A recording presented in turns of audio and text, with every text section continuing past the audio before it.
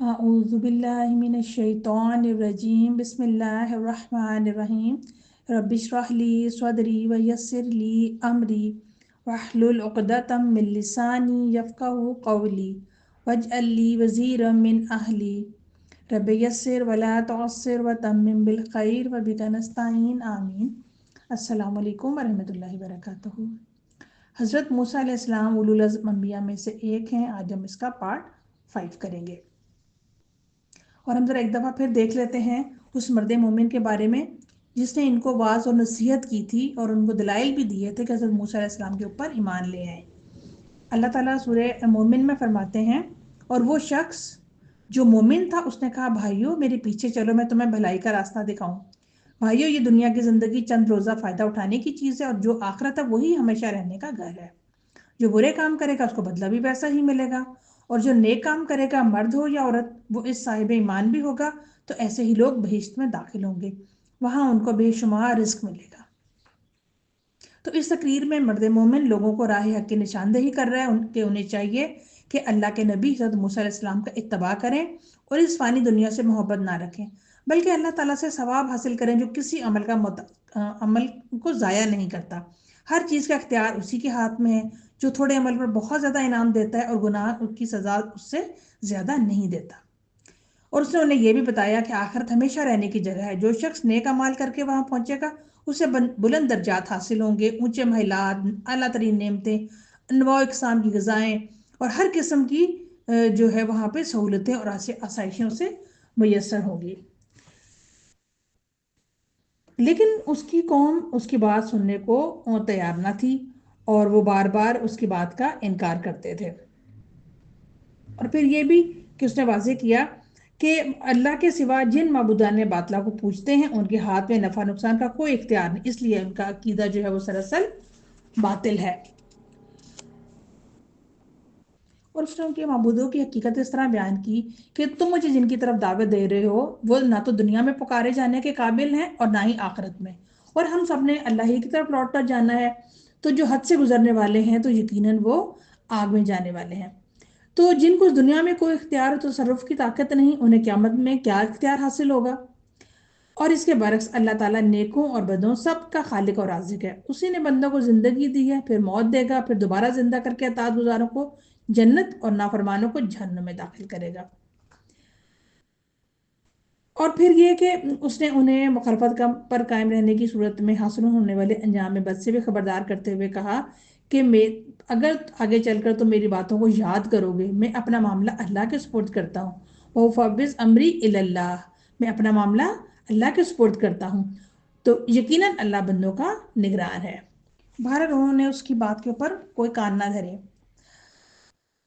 سورہ اعراف میں اللہ تعالیٰ فرماتے ہیں، اور ہم نے فرعونیوں کو قحطوں اور پھلوں کے نقصان میں پکڑا تاکہ وہ نصیحت حاصل کریں، پھر جب ان کو آسائش حاصل ہوتی تو کہتے ہم اس کے مستحق ہیں، اور اگر سختی پہنچتی تو موسیٰ اور ان کے رفیقوں کی بدشگونی بتاتے۔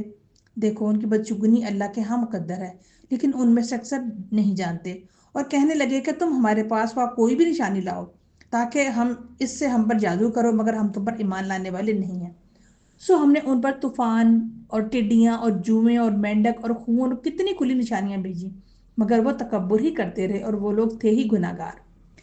تو ان آیات میں اللہ تعالیٰ بیان فرما رہے ہیں کہ اس نے فرعون کی قوم کو طرح طرح کے آزمائشوں میں ڈالا، انہیں قحط سالی میں مبتلا کیا جب نہ کھیتی باڑی ہو سکتی تھی، نہ دودھ دینے والے جانوروں سے فائدہ حاصل کیا جا سکتا تھا، اور درختوں پر پھل کم ہو گئے، اور یہ سب کچھ اس لیے کیا لعلہم یذکرون، تاکہ وہ نصیحت قبول کریں، لیکن وہ باز نہ آئے بلکہ کفر و عناد اور سرکشی پر قائم رہے۔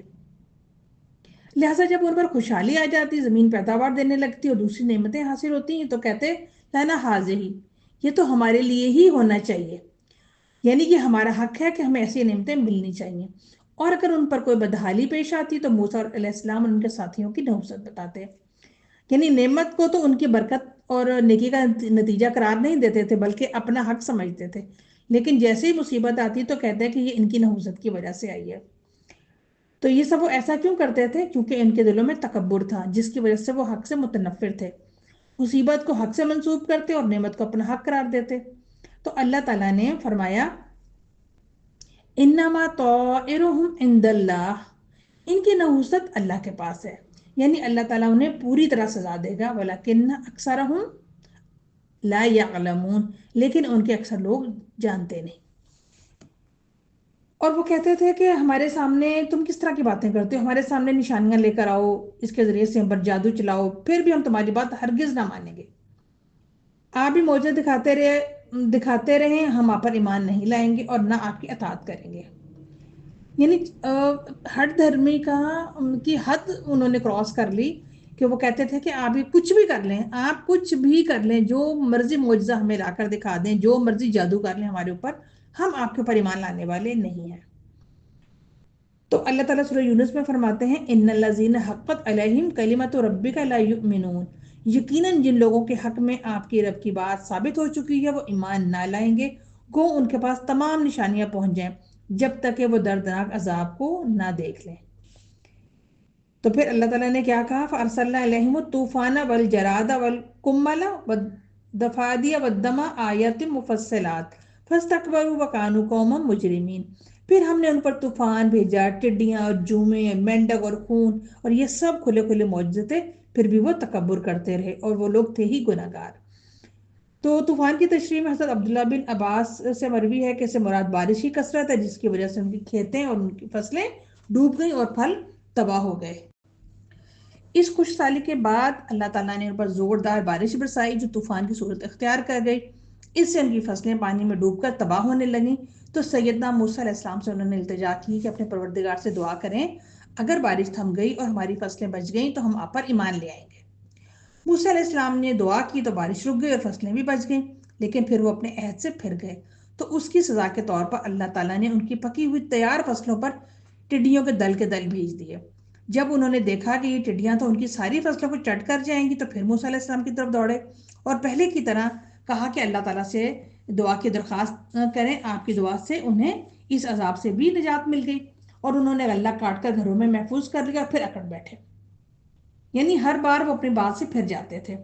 اب اللہ تعالیٰ نے سزا کے طور پر ان کے ذخیرہ کردہ غلے میں سسری کا عذاب بھیج دیا۔ جو قرآن میں کمل کا لفظ استعمال ہوا ہے، تو یہ چھوٹے چھوٹے جانداروں مثلا چچڑی، مچھر، جومے، سسری اور ایسے دوسرے کیڑوں کے لیے یہ لفظ استعمال کیا جاتا ہے۔ تو اللہ تعالیٰ نے ان کے ذخیرہ کردہ غلے میں سسری کا عذاب بھیج دیا اور ان کا غلہ ایسے ہی پڑا کا پڑا نکارا ہو گیا۔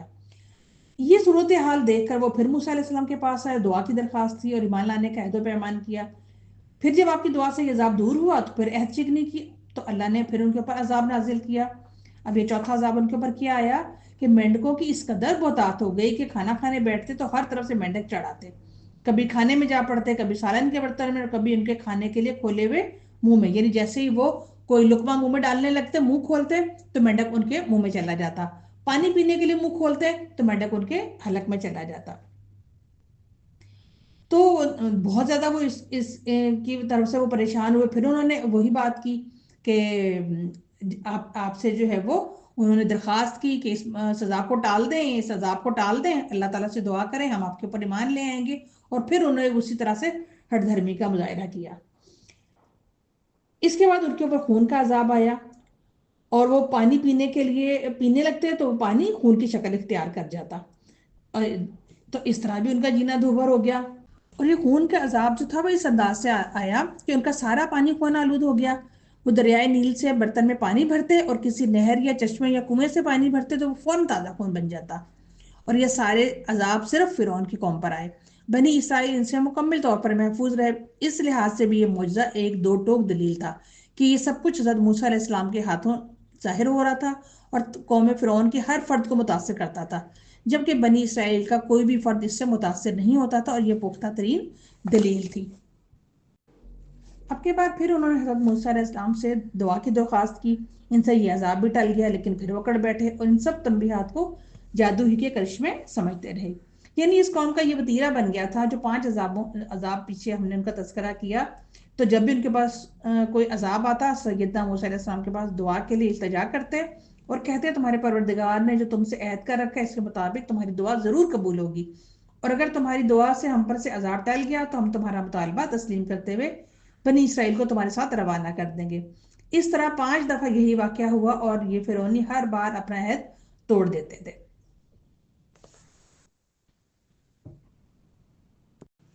پھر فرعونیوں کے اوپر چھٹا عذاب آیا، اور یہ چھٹا عذاب تھا طاعون کا۔ جب یہ عذاب نازل ہوا تو ان کے بے شمار آدمی مرنے لگے اور ہر گھر میں صف ماتم بچ گئی۔ اسی دوران سیدنا موسیٰ علیہ السلام کو ہجرت کا حکم دیا گیا کہ راتوں رات بنی اسرائیل کو ساتھ لے کر شام کی طرف نکل جائیں۔ چونکہ فرعونی اپنی پریشانی میں مبتلا تھے، لہٰذا وہ فوری طور پر ان کا تعاقب نہ کر سکے، اور جب فرعون اپنا لاؤ لشکر لے کر ان کے تعاقب میں روانہ ہوا تو اس وقت تک وہ بحیرہ کلزم کے قریب پہنچ چکے تھے۔ سورہ زخرف میں اللہ تعالیٰ فرماتے ہیں وَلَقَدْ أَرْسَلْنَا مُوسَىٰ بِآيَاتِنَا إِلَىٰ فِرْعَوْنَ وَمَلَئِهِ فَقَالَ إِنِّي رَسُولُ رَبِّ الْعَالَمِينَ۔ اور ہم نے موسیٰ علیہ السلام کو اپنی نشانیاں دے کر فرعون اس کے درباریوں کی طرف بھیجا تو انہوں نے کہا میں پروردگار عالم کا بھیجا ہوا ہوں۔ جب وہ ان کے پاس ہماری نشانیاں لے کر آئے تو وہ ان نشانیوں کی ہنسی اڑانے لگے، اور جو بھی نشانیاں ہم ان کو دکھاتے تھے تو وہ دوسری سے بڑی ہوتی تھی، اور ہم نے ان کو عذاب میں پکڑ لیا تاکہ وہ باز آئیں، اور وہ کہنے لگے اے جادوگر، اس عہد کے مطابق جو تیرے پروردگار نے تجھ سے کر رکھا ہے اس سے دعا کر، بے شک ہم ہدایت یاب ہو جائیں گے۔ جب ہم نے ان سے عذاب کو دور کر دیا تو وہ چکنی کرنے لگے، اور فرعون نے اپنی قوم کو پکار کر کہا اے قوم، کیا مصر کی حکومت میرے ہاتھ میں نہیں ہے، اور یہ نہریں جو میرے محلوں کے نیچے بہہ رہی ہیں یہ میری نہیں ہے؟ کیا تم دیکھتے نہیں کہ میں اس شخص سے کہیں بہتر ہوں جو کچھ عزت نہیں رکھتا اور صاف گفتگو بھی نہیں کر سکتا؟ اس پر سونے کے کنگن کیوں نہیں اتارے گئے، یا یہ ہوتا کہ فرشتے جمع ہو کر اس کے ساتھ آتے؟ غرض اس نے اپنی قوم کی عقل مار دی اور انہوں نے اس کی بات مان لی۔ بے شک وہ نافرمان لوگ تھے۔ جب انہوں نے ہم کو خفا کیا تو ہم نے ان سے انتقام لیا اور ان سب کو ڈبو دیا اور ان کو گئے گزرے کر دیا اور پچھلوں کے لیے عبرت بنا دیا۔ تو حضرت موسیٰ علیہ السلام کو ملنے والے معجزات آپ کی حقانیت کی واضح دلیل تھے، لیکن ان لوگوں نے آپ کا اور آپ کے معجزات کا مذاق اڑایا، اور انہوں نے خود بھی آپ کی تکذیب کی اور دوسروں کو بھی کفر پر آمادہ کیا۔ ان کے سامنے یک کے بعد دیگر اللہ کے نشان آئے لیکن ان پر کوئی اثر نہ ہوا، اور وہ کہتے تھے تو کیا کہتے تھے؟ انہوں نے کہا اے جادوگر، ہمارے لیے اپنے رب سے اس کی دعا کر جس کا اس نے تجھ سے وعدہ کر رکھا ہے، بے شک ہم ہدایت یافتہ ہو جائیں گے۔ تو ان کے زمانے میں جادوگر کا لفظ عیب یا نقص کا پہلو نہیں رکھتا تھا، چونکہ اس معاشرے میں جادوگر ہی علماء کا مقام رکھتے تھے، اس لیے انہوں نے موسیٰ علیہ السلام کے سامنے عجز و نیاز کا اظہار کرتے ہوئے آپ کو جادوگر کے لفظ سے مخاطب کیا۔ اللہ تعالیٰ نے فرمایا فَلَمَّا كَشَفْنَا عَنْهُمُ الْعَذَابَ إِذَا هُمْ يَنْكُثُونَ۔ پھر جب ہم نے وہ عذاب ان سے ہٹا لیا تو انہوں نے اسی وقت اپنا قول و قرار توڑ دیا۔ تو فرعون نے اس بات پر فخر کیا کہ وہ مصر کا بادشاہ ہے جس میں دریا بہتے ہیں، سونے چاندی کے زیور پہنے ہوئے۔ حضرت موسیٰ کو کمتر ثابت کرنے کے لیے اس نے کہا کہ آپ تو درست طور پر بات بھی نہیں کر سکتے۔ تو فرعون کی یہ تنقید بیجا تھی کہ موسیٰ کے ہاتھوں میں کنگن نہیں، کیونکہ کنگن تو عورتوں کا زیور ہے، مردوں کی شان کے تو لائق ہی نہیں، اور رسولوں کے شایان شان کس طرح ہو سکتا ہے کہ جو علم اور عقل میں اکمل اور ہمت اور جرات میں اعلیٰ تھے، جنہوں نے دنیا سے محبت نہیں کی تھی کیونکہ وہ آخرت کی نعمتوں سے خوب واقف تھے۔ تو اور فرعون نے کہا کہ اس کے ساتھ پرا باندھ کر فرشتے آ جاتے ہیں، تو یہ بات بھی نبوت کے لیے لازمی نہیں۔ فرشتے تو حضرت موسیٰ سے بہت کم درجے کے افراد کا بھی احترام کرتے ہیں، جیسا کہ حدیث نبوی سے ہمیں معلوم ہوتا ہے کہ فرشتے طالب علم کے لیے اس کے عمل پر خوش ہو کر اپنے پر جھکا دیتے ہیں۔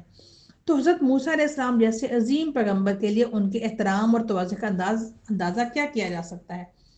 اگر مقصد یہ کہ فرشتے موسیٰ علیہ السلام کی تصدیق کے لیے ظاہر ہوتے تو اس کی بھی کوئی ضرورت نہیں تھی، کیونکہ جو معجزات اور دلائل آپ کو دیے گئے تھے وہ کسی بھی سمجھدار آدمی کے لیے ہدایت تک پہنچنے کے لیے کافی تھے۔ لیکن انہوں نے تکبر کرتے ہوئے حق کی پیروی سے انکار کیا اور اپنے جھوٹے بادشاہ کے دعوے کی تائید اور احکام کی تعمیل کی، تو ان پر اللہ کا غضب نازل ہوا اور اس نے ان سے شدید ترین انتقام لیا۔ اللہ تعالیٰ نے فرعون اس کے تمام لشکروں کو بیک وقت سمندر میں غرق کر دیا، کوئی ایک بھی بچ نہ سکا، بلکہ سب کے سب جہنم رسید ہوئے۔ دنیا میں ان پر لعنتیں برسی اور قیامت کو بھی ان کا برا حال ہوگا۔ تو فرعون اور آل فرعون کے تکبر میں، تمرد میں اضافہ ہوتا گیا۔ وہ توحید کے دلائل اور پیغمبرانہ معجزات سے بھی فیضیاب نہ ہو سکے اور ان کی سزا کا وقت آ پہنچا۔ اہل مصر میں سے صرف چند افراد ایمان لائے، جن کی تعداد ایک قول کے مطابق صرف 3 ہے۔ فرعون کی بیوی، قوم فرعون کا وہ مومن جس کا واقعہ بھی ہم نے پیچھے مرد مومن کا بیان کیا، اور وہ شخص جو موسیٰ علیہ السلام کو فرعونیوں کے فیصلے سے آگاہ کرنے کے لیے شہر کے دوسرے کنارے سے بھاگا آیا تھا۔ جب آپ سے ایک قبطی کا قتل ہو گیا تھا تو ایک شخص نے آپ کو وہاں سے اس شہر سے رخصت ہونے کے لیے کہا تھا۔ تو یہ 3 لوگ کہا جاتا ہے کہ بس یہ 3 لوگ وہاں پر ایمان لائے تھے۔ اور ایک قول کے مطابق فرعون کی قوم یعنی قبطیوں میں سے بھی متعدد افراد ایمان لے آئے تھے، اور جادوگر تو سب کے سب مومن ہو چکے تھے، اور بنی اسرائیل کی پوری قوم بھی مومنین میں شامل تھی۔ اور یہ بھی بیان کیا جاتا ہے کہ فرعون کی قوم میں سے بھی کچھ لوگ ایمان لے آئے تھے، لیکن فرعون کے خوف سے وہ اپنا ایمان ظاہر نہیں کر سکتے تھے، کیونکہ اگر وہ توحید اور حضرت موسیٰ علیہ السلام کی نبوت پر ایمان کا اظہار کرتے تو انہیں طرح طرح کی آزمائشوں اور اذیتوں کا سامنا کرنا پڑتا۔ تو اس وقت حضرت موسیٰ علیہ السلام نے اپنی قوم سے کہا، اے میری قوم، اگر تم اللہ پر ایمان رکھتے ہو تو اسی پر توکل کرو، اگر تم مسلمان ہو۔ انہوں نے عرض کیا کہ ہم نے اللہ ہی پر توکل کیا۔ اے ہمارے پروردگار، ہم کو ان ظالموں کے لیے فتنہ نہ بنا۔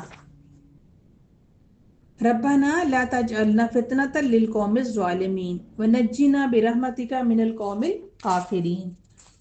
تو اے پروردگار، ہم کو ان ظالموں کے لیے فتنہ نہ بنا اور ہم کو اپنی رحمت کے ساتھ ان کافر لوگوں سے نجات دے۔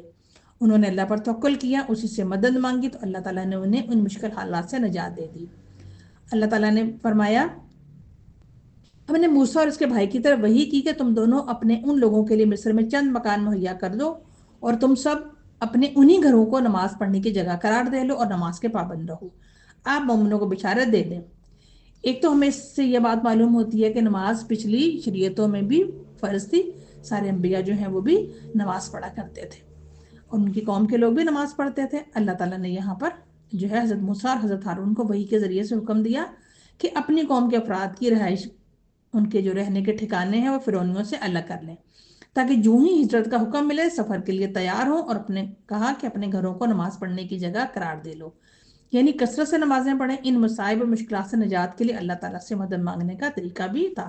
تو اس سے ہمیں اصول کیا ملتا ہے کہ جب بھی آپ کو کوئی مشکل درپیش ہو، کچھ سختی ہو، کچھ حالات ایسے ہو جائیں، تو آپ نے اللہ تعالیٰ سے کیسے مدد مانگنی ہے؟ نماز کے ذریعے سے، کثرت سے نمازیں نوافل ادا کرنے اور اللہ تعالیٰ سے بہت زیادہ دعا کرنی ہے، کیونکہ ان مصائب اور مشکلات سے نجات کے لیے اللہ سے مدد مانگنے کا طریقہ بھی بتایا گیا۔ وَاسْتَعِینُوا بِالصَّبْرِ وَالصَّلَاةِ، صبر اور نماز کے ساتھ مدد طلب کرو۔ رسول اللہ صلی اللہ علیہ وسلم کو جب بھی کوئی پریشانی آتی تھی تو آپ نماز میں مشغول ہو جاتے تھے۔ اور ایک مطلب اس کا یہ بھی ہے کہ وہ اس وقت اپنے عبادت خانوں میں اجتماعی طور پر علانیہ عبادت نہیں کر سکتے تھے، اس لیے بنی اسرائیل نے ان کے لوگوں کو گھروں میں نماز پڑھنے کا حکم دیا گیا۔ حضرت موسیٰ علیہ السلام نے فرعون اس کی حد سے بڑھتی ہوئی سرکشی دیکھی تو اپنے رب سے دعا کی کہ اے ہمارے رب، فرعون کو اور اس کے سرداروں کو سامان زینت اور طرح طرح کے مال دنیاوی زندگی میں دے دیے۔ اے ہمارے رب، ہمارے واسطے کیا اس واسطے دیے کہ وہ تیری راہ سے گمراہ کر دیں؟ اے ہمارے رب، ان کے مالوں کو نیست و نابود کر دے اور ان کے دلوں کو سخت کر دے، سو یہ ایمان نہ لانے پائیں یہاں تک کہ دردناک عذاب دیکھ لیں۔ حق تعالیٰ نے فرمایا، تم دونوں کی دعا قبول کر لی گئی، سو تم ثابت قدم رہو اور ان لوگوں کی راہ پر نہ چلنا جن کو علم نہیں۔ تو یہ ایک عظیم دعا ہے جو حضرت موسیٰ علیہ السلام نے اللہ کے دشمن فرعون کے خلاف کی تھی۔ آپ کو اللہ کی محبت کی بنا پر فرعون پر غصہ تھا، کیونکہ اس نے تکبر کرتے ہوئے حق کو قبول کرنے سے انکار کیا، اللہ کی راہ سے روکا، سرکشی اور تکبر کا راستہ اختیار کیا، تو حصی اور معنوی طور پر واضح ہو جانے والے حق اور دو ٹوک دلائل کو قبول کرنے سے انکار کیا۔ اس لیے موسیٰ علیہ السلام نے فرمایا، ربنا انک آتیت فرعون وملأہ، اے ہمارے رب، تو نے فرعون اور اس کے سرداروں کو یعنی اس کی قوم یعنی قبطیوں کو اور اس کے ہم مذہبوں کو سامان زیست اور طرح طرح کے مال دنیاوی زندگی میں دیے۔ تو اے ہمارے رب، کیا اس واسطے دیے کہ وہ تیری راہ سے گمراہ کریں؟ یعنی کہ دنیا کو اہمیت دینے والے اس سے دھوکہ کھا جاتے ہیں، اور ایسے جاہل ان کی دنیاوی شان دیکھ کر انہیں حق پر سمجھ لیتے ہیں۔ لیکن یہ مال، یہ فاخرانہ لباس، یہ خوبصورت سواریاں، یہ شاندار محلات، یہ لذیذ کھانے، یہ دل خوش کن مناظر، یہ شاہانہ جاؤ اجلاس، سب کا سب دنیاوی عظمت ہے، دینی نہیں ہے۔ اور اے ہمارے رب، ان کے مالوں کو نیست و نابود کر دے۔ تو بعض علماء نے اس کا یہ مطلب بیان کیا کہ ان چیزوں کو پتھروں میں تبدیل کر دے، کیونکہ ان کی ظاہری شکل و صورت ویسی ہی رہے جیسی کہ وہ تھی، اور اللہ ان کے دلوں کو سخت کر دے، سو ایمان نہ لانے پائیں یہاں تک کہ وہ دردناک عذاب دیکھ لیں۔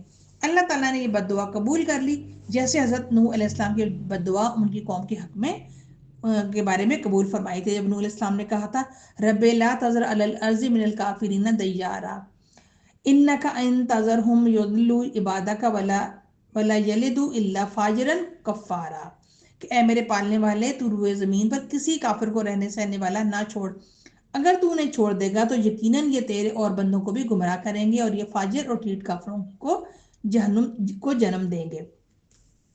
تو حضرت موسیٰ علیہ السلام نے فرعون اس کے درباریوں کے خلاف بد دعا کی اور حضرت ہارون علیہ السلام نے آمین کہی، لہٰذا وہ بھی دعا کرنے والوں میں شامل ہوئے۔ اسی لیے اللہ تعالیٰ نے حضرت موسیٰ سے فرمایا تم دونوں کی دعا قبول کر لی گئی، سو تم ثابت قدم رہو اور ان لوگوں کی راہ پر نہ چلنا جن کو کچھ بھی علم نہیں۔ مفسرین بیان کرتے ہیں کہ بنی اسرائیل نے فرعون سے اپنی ایک عید منانے کے لیے شہر سے باہر نکلنے کی اجازت مانگی تھی۔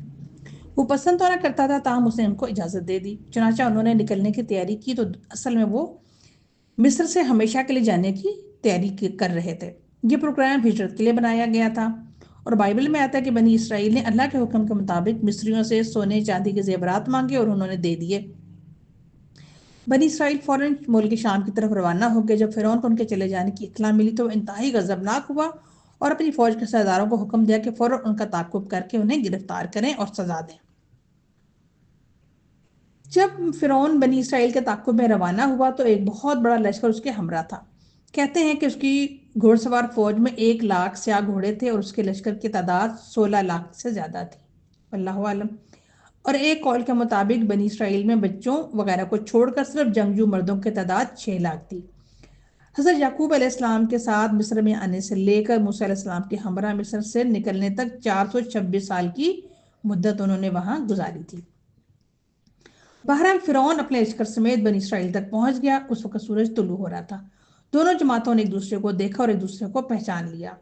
معلوم ہوتا تھا کہ اب حملہ ہونے ہی والا ہے۔ تو بنی اسرائیل نے حضرت موسیٰ علیہ السلام سے کہا اِنَّا لَمُدْرَکُونَ، ہم تو یقیناً پکڑ لیے گئے، کیونکہ ظاہری حالات کے مطابق بچنے کا کوئی امکان نہیں تھا۔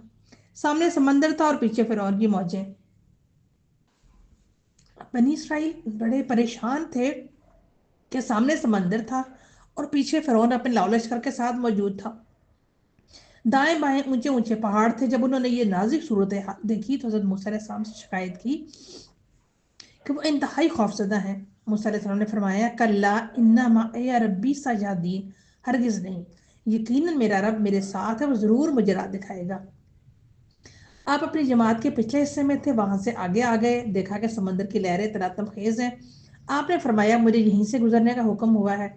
آپ کے ساتھ آپ کے بھائی ہارون علیہ السلام، حضرت یوشع بن نون بھی تھے، جو اس وقت ایک اہم قائد اور عالم تھے، اور انہیں حضرت موسیٰ اور ہارون کی وفات کے بعد نبوت سے سرفراز بھی کیا گیا۔ تو قوم فرعون میں سے ایمان لانے والا وہ مومن بھی ان کے ساتھ تھا۔ اس نے بھی کئی بار گھوڑا سمندر میں داخل کرنے کی کوشش کی لیکن کامیاب نہ ہوا۔ اس نے حضرت موسیٰ علیہ السلام سے عرض کی کہ اے اللہ کے نبی، آپ کو یہیں سے گزرنے کا حکم ہے؟ آپ نے فرمایا ہاں۔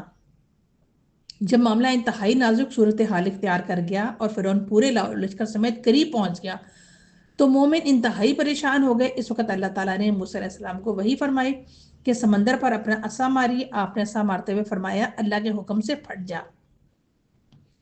اللہ تعالیٰ فرماتے ہیں ہم نے موسیٰ کی طرف وحی بھیجی کہ سمندر پر اپنی لاٹھی مار، بس اسی وقت سمندر پھٹ گیا اور پانی کا ہر ایک حصہ بڑے سارے پہاڑ کی طرح ہو گیا، اور ایک روایت کے مطابق اس میں 12 راستے بن گئے تھے، یعنی ہر قبیلے کے لیے الگ الگ راستہ بن گیا تھا۔ اس طرح پانی پہاڑوں کی طرح کھڑا ہو گیا، اسے اللہ کی عظیم قدرت نے روک رکھا تھا، تو وہ جس کام کو کن کہتا ہے وہ ہو جاتا ہے۔ تو اللہ نے ہوا کو حکم دیا، اس نے سمندر کے کیچڑ کو خشک کر دیا۔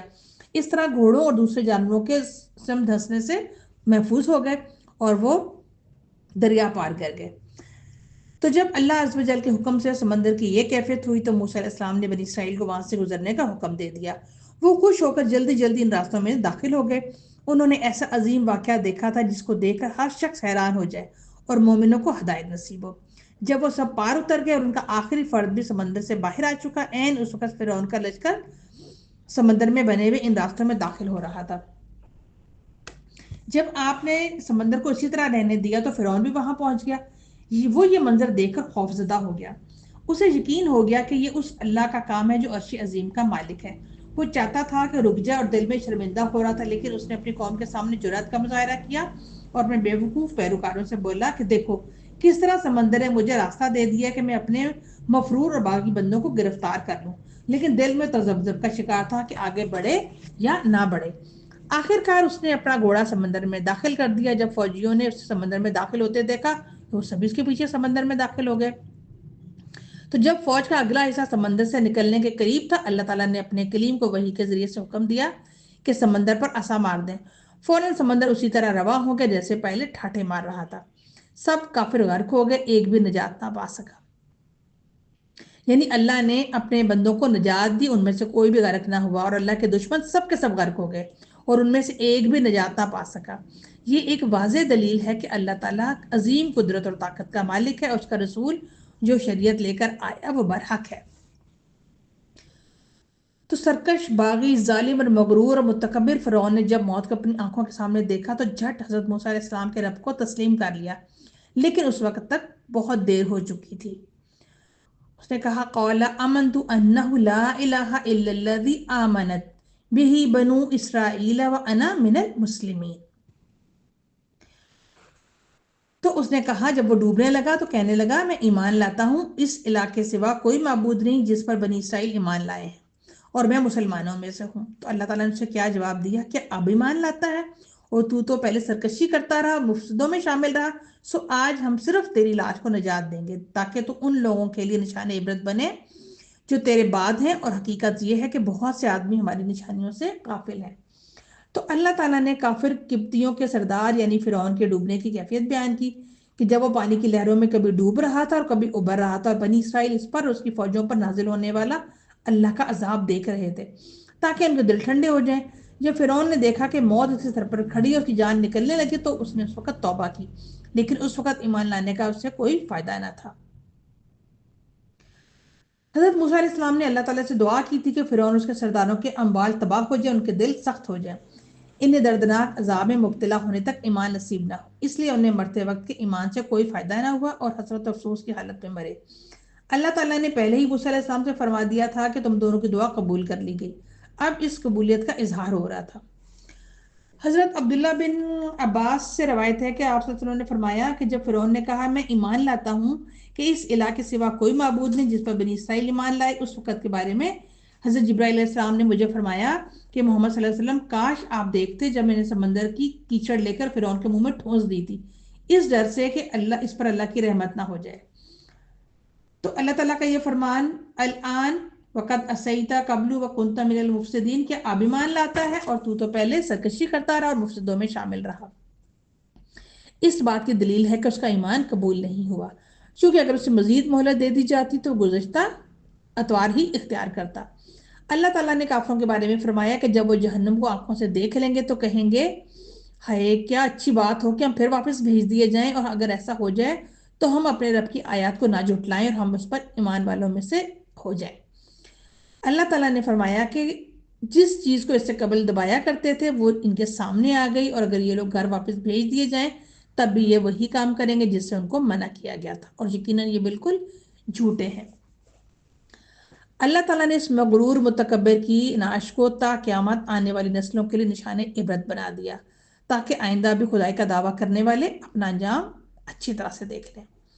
اللہ تعالیٰ نے فرمایا فَالْيَوْمَ نُنَجِّيكَ بِبَدَنِكَ لِتَكُونَ لِمَنْ خَلْفَكَ آیَةً، سو آج ہم صرف تیری لاش کو نجات دیں گے تاکہ تو ان کے لیے نشان عبرت ہو جو تیرے بعد ہیں، اور حقیقت یہ ہے کہ بہت سے آدمی ہماری نشانیوں سے غافل ہیں۔ حضرت عبداللہ بن عباس رضی اللہ تعالیٰ عنہ اور دیگر حضرات سے روایت ہے کہ بنی اسرائیل کو فرعون کی موت کا یقین نہ آیا، بعض نے تو یہاں تک کہہ دیا کہ وہ مر ہی نہیں سکتا۔ تب سمندر نے اللہ تعالیٰ کے حکم سے اس کی لاش پانی کی سطح پر یا ایک ٹیلے پر اچھال دی، اور اس کی وہ قمیض جو اس کے جسم پر تھی جسے لوگ پہچانتے تھے تاکہ انہیں اس کی ہلاکت کا یقین ہو جائے اور وہ اللہ کی قدرت کا مشاہدہ کر لیں۔ اللہ تعالیٰ نے فرمایا آج ہم تجھے تیرے بدن کے ساتھ نجات دیں گے، یعنی تیری معروف قمیض کے ساتھ تیرے بدن کو پہچان لیں گے تاکہ تو ان کے لیے نشان عبرت ہو جو تیرے بعد ہیں۔ تو بنی اسرائیل کے لیے یہ اللہ کی قدرت کی دلیل ہوگی جس نے تجھے تباہ کیا۔ فرعون اور اس کی افواج کی تباہی کا واقعہ عاشورہ کے دن یعنی محرم کی 10 تاریخ کو پیش آیا تھا۔ حضرت عبداللہ بن عباس سے روایت ہے کہ جب نبی کریم صلی اللہ علیہ وسلم مدینہ تشریف لائے تو یہودی عاشورہ کے دن روزہ رکھتے تھے۔ آپ نے فرمایا کہ اس دن کی کیا اہمیت ہے جس کا تم روزہ رکھتے ہو؟ تو انہوں نے کہا کہ اس دن موسیٰ علیہ السلام کو فرعون پر غلبہ حاصل ہوا تھا۔ تو آپ صلی اللہ علیہ وسلم نے فرمایا کہ موسیٰ پر تمہارا حق ان یہود سے زیادہ ہے، اس لیے عاشورہ کا روزہ رکھا کرو۔ تو پھر آپ نے مسلمانوں سے کہا تھا کہ عاشورہ کا روزہ جو ہے وہ ہم رکھیں گے حضرت موسیٰ کے لیے۔ تو پھر کچھ صحابہ نے کہا کہ اس طرح تو ہم یہود کے ساتھ ہماری مماثلت ہو جائے گی، تو پھر آپ نے فرمایا کہ ٹھیک ہے، پھر ہم 9 اور 10 کا اگلے سال 9 اور 10 کا روزہ رکھیں گے۔ تو لیکن اس سے پہلے ہی آپ علیہ السلام اس دنیا سے رخصت ہو گئے۔ تو 9 اور 10 کا روزہ رکھنے کا ایک سنت طریقہ ہے، لیکن اگر کوئی 9 10 کا نہ رکھ سکے تو پھر اگر وہ چاہے تو پھر 10 اور 11 کا رکھ لے، لیکن 9 اور 10 کا جو ہے وہ سنت طریقہ ہے۔ تو فرعون اور اس کی قوم کی غرقابی کے بعد اللہ تعالیٰ نے حضرت موسیٰ علیہ السلام اور آپ کی قوم کو بے شمار نعمتوں سے نوازا، خصوصاً غلامی سے نجات دی اور امن کی نعمت سے سرفراز کیا۔ سبحانک اللہم و بحمدک اشہد ان لا الہ الا انت استغفرک و اتوب الیک۔ السلام علیکم ورحمۃ اللہ وبرکاتہ۔